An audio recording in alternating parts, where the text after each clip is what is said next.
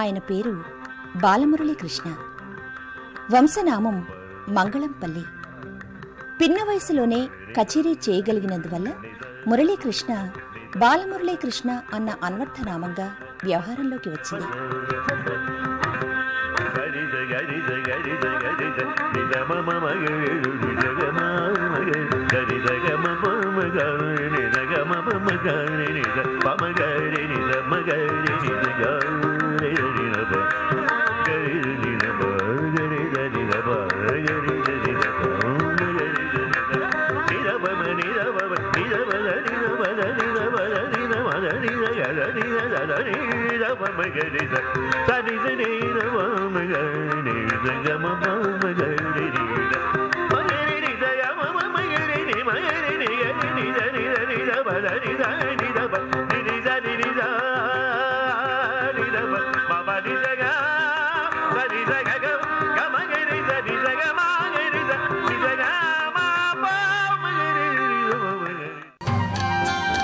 గాన గంధర్వ మంగళంపల్లి బాలమురళీకృష్ణ 1930 జూలై 7వ తేదీన తూర్పుగోదావరి జిల్లా శంకరగుప్తం గ్రామంలో జన్మించారు.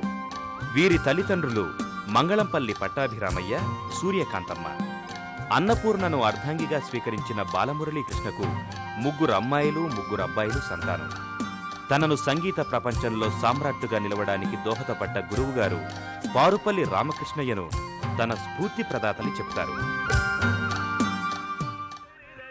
వీరి జీవితంలో సంగీత కళకు అర్పితం కాని క్షణం ఒక్కటైనా లేదనడం అతిశయోక్తి కాదు. తన 9వ ఏటని పూర్తిస్థాయి సంగీత కచేరీ చేసి ఆనాడే శ్రోతల హృదయాలలో శాశ్వత స్థానం ఏర్పరచుకుని శిశు బాల విద్వాంసుడిగా, కళాకారుడిగా కీర్తినార్జించుకోగలిగిన విద్వాంసులు మంగళంపల్లి బాలమురళీకృష్ణ. మంగళంపల్లి తండ్రిగారు సంగీత విద్వాంసులు కావడం చేత వారి ఇంట తంబూరాలు, వయలిన్లు ఉండేవి. బాలమురళి తన 2వ ఏటని తంబూరాలను, వయలిన్లను మీటుతూ ఉండేవాడు. వినికిడి సంస్కారం వలన తన 4వ ఏటనే వర్ణాలను, కీర్తనలను నేర్చుకున్నారు. ఈ సహజ ప్రతిభను గుర్తించి తండ్రి పట్టాభిరామయ్య బాలమురళిని పారుపల్లి రామకృష్ణయ్య వద్ద సంగీత శిక్షణకు చేర్చారు. సంగీతం నాకు మా అమ్మగారు నన్ను క్యారీ చేస్తున్నప్పుడే ఆవిడ 24 గంటలు సంగీతం వీణ వాయిస్తూ ఉండేవారు. అంత స్ట్రెయిన్ అవ్వకూడదని డాక్టర్లు చెప్పినా కూడా, లేదు మా అబ్బాయికి నేను సంగీతం చెబుతున్నాను, మీరు డిస్టర్బ్ చేయకండి అన్నారనమాట. ఆ విధంగా ఆవిడ కడుపులో ఉన్నప్పుడే నాకు సంగీతం వచ్చేసింది. ఆయన తొలుత గాత్ర కచేరీ చేసి గాయకుడుగా తన సంగీత జీవితాన్ని మొదలు పెట్టినప్పటికీ వయలిన్, వయోలా, వీణ, మృదంగం, కంజీరా సంగీత సాధనాలను వాయించడంలో నిష్ణాతులయ్యారు. మృదంగం వాయించాను, పక్క వాయిద్యాలు కచేరీకి వాయించాను, కంజీరా వాయించాను, వయలిన్ చాలా వాయించాను. వయోలా అని ఒక మామూలుగా ఆర్కెస్ట్రాలో వాడుతూ ఉంటారు, వయలిన్ లాగే ఉంటుంది. అది మొట్టమొదటి నేను మన సంగీతంలో అది సోలోగా వాయించడానికి, పక్క వాయిద్యం వాయించడానికి మొట్టమొదట ఆ వయోలాని ప్రవేశపెట్టిన వాడిని నేనే. అది కూడా ఇప్పుడు చాలామంది వాయిస్తున్నారు. ఇన్స్ట్రుమెంట్స్ నాకు ఇష్టమైన ఒక విండ్ ఇన్స్ట్రుమెంట్ తప్ప తక్కినవన్నీ కూడా నేను డెమాన్స్ట్రేట్ చేయగలను, నేర్పగలను.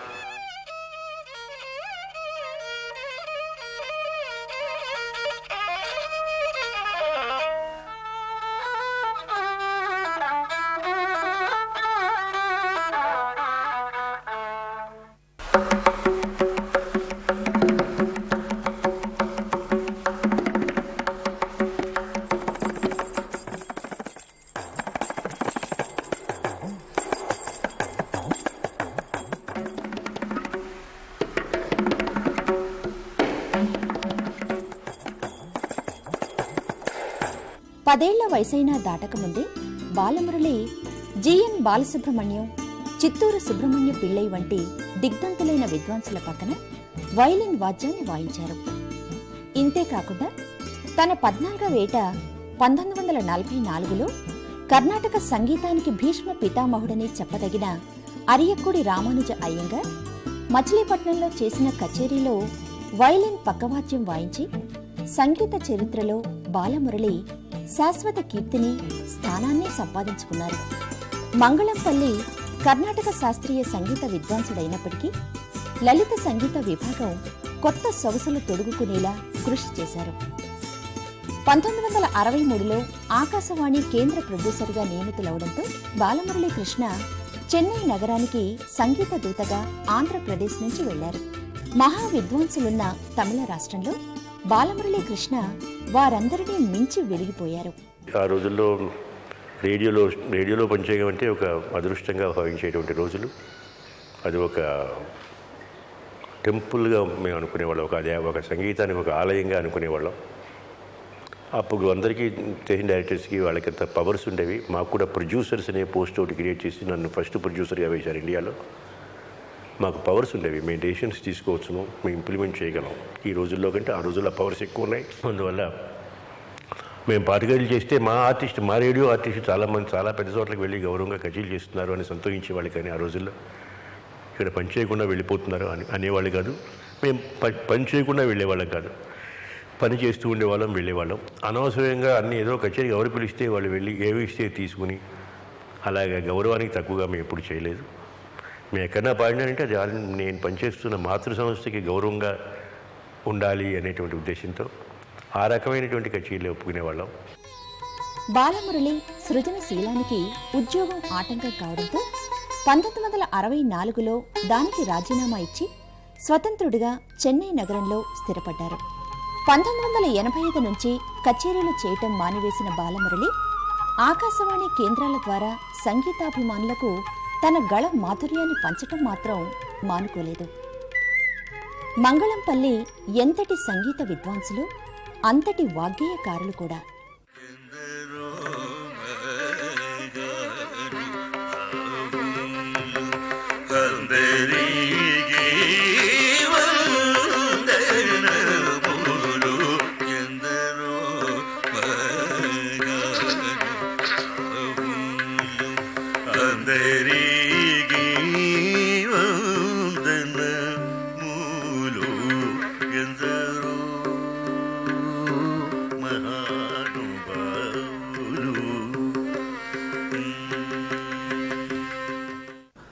మొత్తము భారతదేశము అనగానే 1-2 పేర్లలో అగ్రగామిగా బాలమురళీ కృష్ణ గారి పేరు నిలుస్తుంది. అది ఆయన చేస్తున్నటువంటి నిత్య కృషీవలత్వము. అన్ని స్వరాలకు పరిమళాలు ఉండవు. పరిమళవంతములైనటువంటి స్వరాలు పలికితే ఎవరవుతారు? స్వర గాంధర్వ శ్రీలకు పరిమళాలు పొదిగితే అతడు బాలమురళీ. సంగీత కృతి రచనలో ఈ ఆధునిక కాలంలో వీరిది అగ్రశ్రేణి. అత్యుత్తమ సంగీత రచనలను వీరు కొన్ని వందలు రచించారు. తెలుగు సంస్కృతాలలో వీరి రచన సాగింది. సంగీతం విషయం వచ్చినప్పుడు అలాంటి మహానుభావులు బాలమురళి గారు. నేను మ్యూజిక్ కాలేజ్లో ఉన్నప్పుడు మా గురుగారు ఆయన తిల్లానాలు ఎంతో చక్కగా నృత్యకల్పన చేశారు. వాటికి కుంతలవరాళి తిల్లాన, కథన కుతూహలం, విశేషంగా నాకు మంచి పేరు తెచ్చిపెట్టినటువంటి తిల్లాన బృందావన్ తిల్లాన. ఆయన రాసినటువంటి ఒక చక్కటి జావళి జంజూటి రాగంలో ఉంది, మరులు మెంచేరా అని. అది అందరూ వినాలి అనిపిస్తుంది. ఎందుకంటే అందులో ఆయన పాడినటువంటి విధానం, అంటే ఆ సాహిత్యం ద్వారా ఆయన పాడే విధానం ద్వారా ఎంతో చక్కగా దాన్ని బయటికి తీసుకొచ్చారు. అనేక ఇబ్బందుల్ని అధిగమించి 72 మేళకర్త రాగాలలో కృతులు రచించి చరిత్ర సృష్టించారు. ఇవే కాకుండా వీరు శతాధికంగా కృతులు రచించారు. అనేక రాగాలను సృష్టించారు. 5 స్వరాలైనా లేనిది రాగం విశదం కాదు. వీరు 4 స్వరాల పరిధిలోని ఒక రాగాన్ని సృష్టించిన అత్యంత ప్రతిభాశాలి. లవంగి, మహతి, మనోరమ, మురళి, ఓంకారి, ప్రతిమధ్యమావతి, రోహిణి, సర్వశ్రీ, సుముఖం, సుష్మా వంటి నూతన రాగాల సృష్టికర్త. రాగాలను సృజించడమే కాదు, సృజించిన రాగాలకు ప్రాణదానము చేసిన రాగ బ్రహ్మ బాలమురళీ కృష్ణ. క్రియేషన్ అంటే నాకు చాలా ఇష్టం. అందువంటి అనేక మంది మన పూర్వులు వాళ్ళ బాడీలను వాళ్ళు క్రియేట్ చేసుకుని గొప్పవాళ్ళు అయినారు. కానీ పాడినట్టు ఇంకొకళ్ళు పాడినట్టు పాడితే వాళ్ళు ఎప్పుడు గొప్పవాళ్ళు ఎవరేరు. అందువల్ల ఎప్పుడు నూతనత్వానికి నాకు ఇష్టం. కాబట్టి నేను పాడినప్పుడు ఇలా ఉన్నప్పుడు కొన్ని ఇదివరకు ఈ రాగాలు ఇలా ఉన్నాయి కదా, 5 స్వరాలే ఉండేవి రాగాలకి, 4 ఉంటే ఎందుకు బాగుండదు, 3 ఉంటే ఎందుకు బాగుండదు, ఇలాంటి ఆలోచనని వచ్చినప్పుడు బాగుందని నాకు అనిపించినప్పుడు, నేను కవిని కూడా కాబట్టి ఏ రాగమైనా కూడా ఏ సంగీతం అయినా కూడా అందులో ఒక పాట ఉంటే కానీ మనకి బలాన్ని రాగం అని చెప్పి తెలుసుకోవడానికి వినేవాళ్ళకి అర్థం కాదు. అందులో ఏ రాగమైనా మనం ఎస్టాబ్లిష్ చేయాలంటే అందులో కాంపోజిషన్ ఉండాలి, అది మనం పాడాలి. అందువల్ల నేను సృష్టించిన రాగాల్లో కూడా నేను కీర్తనలు రాశాను. అలాగే రకరకాల కీర్తనలు, పదాలు, జావళీలు, డివోషనల్ మ్యూజిక్, ఇంకా తిల్లానాలు, వర్ణాలు ఇవన్నీ రాశాను. ఇవన్నీ కూడా చాలా పాపులర్గా ఉన్నాయి, అందరూ పాడుతున్నారు. ఎప్పుడు నేను కొత్త దాని గురించి ఆలోచిస్తూ ఉండము, కానీ కొత్తగా వస్తుంటే తప్ప అంతకంటే పెద్ద నా గొప్పతనం ఏం లేదు. సంగీత రచనలకే కాక ఆదిశంకరాచార్య, మధ్వాచార్య, భగవద్గీత అన్న అత్యుత్తమ చలనచిత్రాలకు వీరు సంగీత దర్శకులుగా పనిచేశారు. సతీ సావిత్రి, హంసగీతే వంటి అనేక తెలుగు, కన్నడ, తమిళ, మలయాళ చిత్రాల్లో నేపథ్య గాయకుడిగా విశేష ఖ్యాతి నార్జించారు. కన్నడ హంసగీతే చలనచిత్రానికి ఉత్తమ నేపథ్య గాయకునిగా అవార్డు పొందారు. మేఘ సందేశం, తిరువిళయ్యదల్, భక్త ప్రహ్లాద, సింధూరం వంటి దక్షిణాది భాషా చిత్రాల్లో నటునిగా రాణించారు. ఇవే కాక చందనీర్ అన్న వంగ భాషా చిత్రంలోనూ నటించి తన ప్రతిభను చాటుకున్నారు.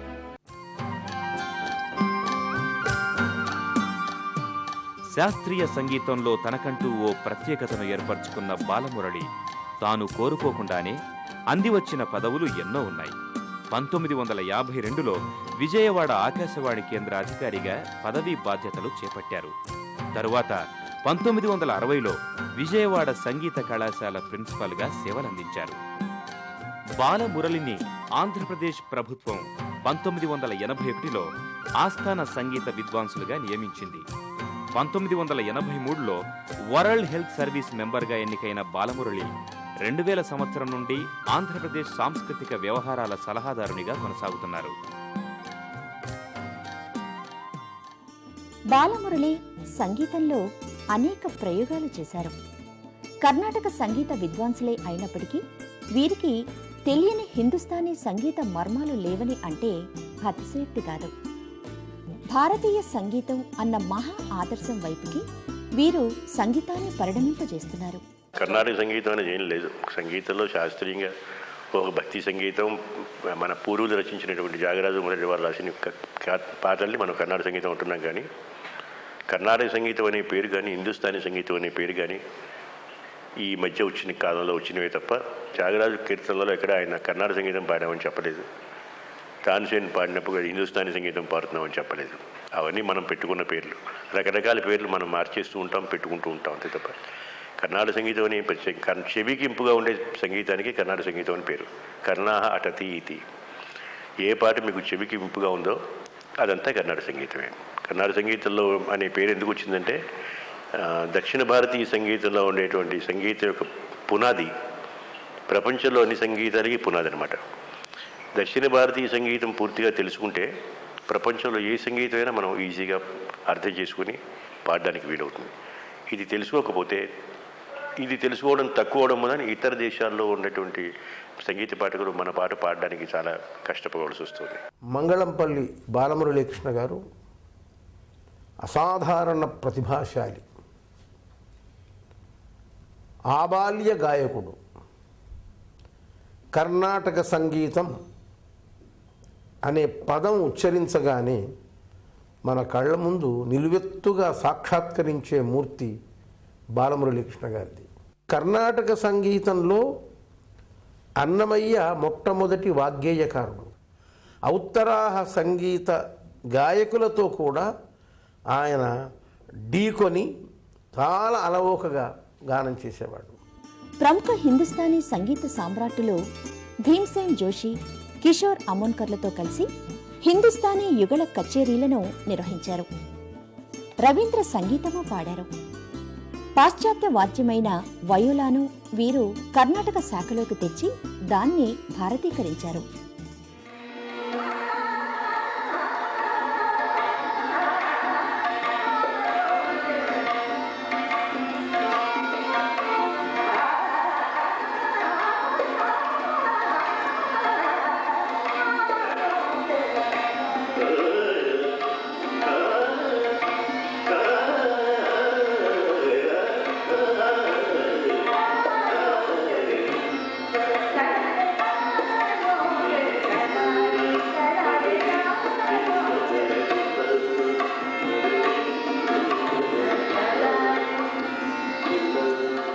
ఒక వ్యక్తి అనేక రంగాల్లో ప్రావీణ్యత సంపాదించుకుంటే jack of all trades but master of none అంటాం. కానీ శ్రీ బాలమురళి గారి విషయంలో అది పూర్తిగా వేరు. ఆయన మాస్టర్ ఆఫ్ ఆల్ ట్రేడ్స్. ఆయన్ని ఒక గొప్ప గాన గంధర్వుడిగా ప్రపంచం అందరికీ తెలుసు. కానీ ఆయన ఎన్నో ఇన్స్ట్రుమెంట్స్ అవలీలగా వాయిస్తారు. వయల వాయిస్తారు, వీణ వాయిస్తారు, మృదంగం వాయిస్తారు. ఏ చూసినా అందులో ఒక మంచి సంగీతం, నాదం, లయ వినిపిస్తూ ఉంటుంది. చూస్తూ ఉంటాను, అవన్నీ విని ఆనందిస్తూ ఉంటాను. ప్రతి సౌండ్ని నేను ఆరాధిస్తాను. వాళ్ళు నడిచొస్తుంటే ఆ నడకలో ఉండేటువంటి లయని ఆనందిస్తాను. ఒక మనిషిలో ఉండే అందాన్ని ఆనందిస్తాను. అన్నీ కళాత్మకంగా ఉంటాయి, అన్ని సంగీతం స్వరూపంగా ఉంటాయి. శ్రీ మంగళంపల్లి బాలమురళీ కృష్ణ భారతీయ సంగీత చరిత్రలో ఒక యుగ పురుషుడిగా నిలిచారు. బహుముఖ ప్రజ్ఞాశాలిగా అనేక సన్మానాలు, సత్కారాలు, గౌరవాలు అందుకున్నారు.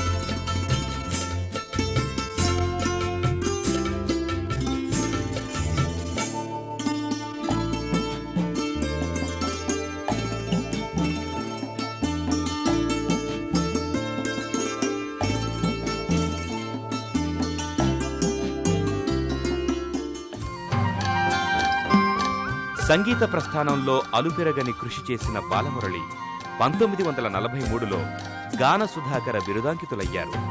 1971లో కేంద్ర ప్రభుత్వం పద్మశ్రీ పురస్కారంతో సత్కరించింది. కేంద్ర, రాష్ట్ర ప్రభుత్వాలు 1975లో సంగీత నాటక అవార్డులతో సత్కరించాయి. మంగళంపల్లి మాధుర్య గానానికి మద్రాసు ప్రభుత్వం వారు 1976లో స్వరవిలాస్ సంగీత కళానిధి బిరుదులిచ్చి కొనియాడారు.